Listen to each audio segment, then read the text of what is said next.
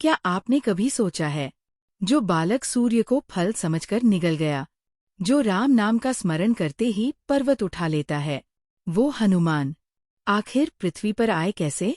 उनका जन्म कैसे हुआ? कौन थे उनके माता पिता? क्यों उन्हें शिव का रुद्रावतार कहा जाता है? आज हम जानेंगे पवन पुत्र हनुमान के जन्म की वो दिव्य कथा, जो हर भक्त के हृदय को भक्तिरस से भर देगी।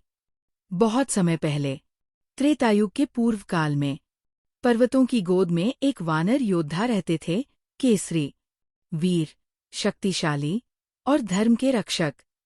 उनकी पत्नी थी अंजना, लेकिन अंजना कोई साधारण स्त्री नहीं थी। वो एक अप्सरा थी, स्वर्ग की निवासी, जिन्हें एक ऋषि के श्राप के कारण पृथ्वी पर जन्म लेना पड़ा। श्राप का तोड़ एक ही था, जब तुम ऐसा पुत्र जन्म दोगी जो महान योगी, बलवान और दिव्य होगा, तब तुम्हें मुक्ति मिलेगी। और फिर अंजना ने पहाड़ों की गुफा में जाकर घोर तपस्या शुरू की। सालों साल तक सिर्फ भगवान शिव का ध्यान, न भोजन न जल, सिर्फ तप। भगवान शिव प्रसन्न हुए। उन्होंने अपनी शक्ति का एक अंश पृथ्वी पर भेजने का निश्चय किया, रावण और अधर्म के विनाश हेतु। उसी समय अयोध्या में महाराज दशरथ ने यज्ञ कराया, पुत्र प्राप्ति के लिए।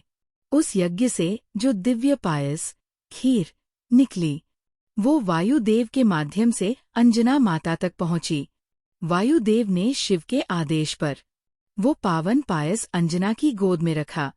जैसे ही उन्होंने उसे ग्रहण किया, शिव का अंश, वायु का स्पर्श और अंजना की तपस्या, इन तीनों का संगम हुआ और एक दिव्य बालक गर्भ में आया, जो आगे चलकर हनुमान कहलाया। हनुमान जी का जन्म सूर्योदय के समय हुआ। उनकी आंखें तेजस्वी, शरीर अग्नि समान प्रकाशमान। बाल्यकाल में ही वो इतनी शक्ति से भरपूर थे कि एक दिन उन्होंने उगते हुए सूर्य को देख उसे लाल फल समझकर निगल लिया। पूरी पृथ्वी अंधकार में डूब गई। देवता चिंतित हो उठे। इंद्रदेव ने उन्हें रोका और वज्र से प्रहार किया, जिससे उनके हनु, जबड़े पर चोट आई। वहीं से उनका नाम पड़ा हनुमान। देवताओं ने भयभीत होकर क्षमा मांगी और उन्हें अनेक वरदान दिए। ब्रह्मा, विष्णु, शिव, सरस्वती, इंद्र, यम, सभी ने। हनुमान जी अत्यंत चंचल थे। एक दिन उन्होंने एक ऋषि की पूजा में विघ्न डाल दिया। ऋषि ने क्रोधित होकर कहा, हे बालक, तुम्हें अपनी शक्ति तब तक याद नहीं रहेगी जब तक कोई तुम्हें उसका स्मरण न कराए। ये श्राप ही उनका वरदान बना, क्योंकि जब संसार पर संकट आया, हनुमान जी ने अपनी भूली हुई शक्ति को राम नाम के स्मरण से जागृत किया।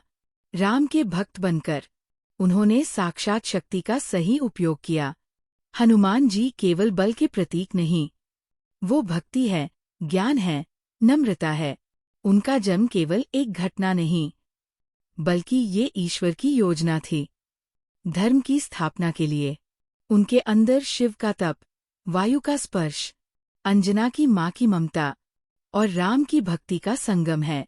तो अगली बार जब आप हनुमान चालीसा पढ़ें या जय बजरंग बली कहें, तो ये न भूलें कि ये नाम केवल एक देवता का नहीं, बल्कि उस रुद्र शक्ति का है, जो आज भी हमारे भीतर जाग सकती है।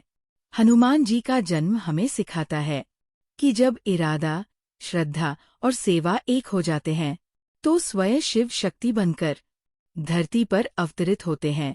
अगर यह कथा आपको भावुक कर गई हो, तो कमेंट में जरूर लिखिए, जय श्री राम, जय हनुमान। और इस भक्ति को फैलाने के लिए वीडियो को शेयर कीजिए।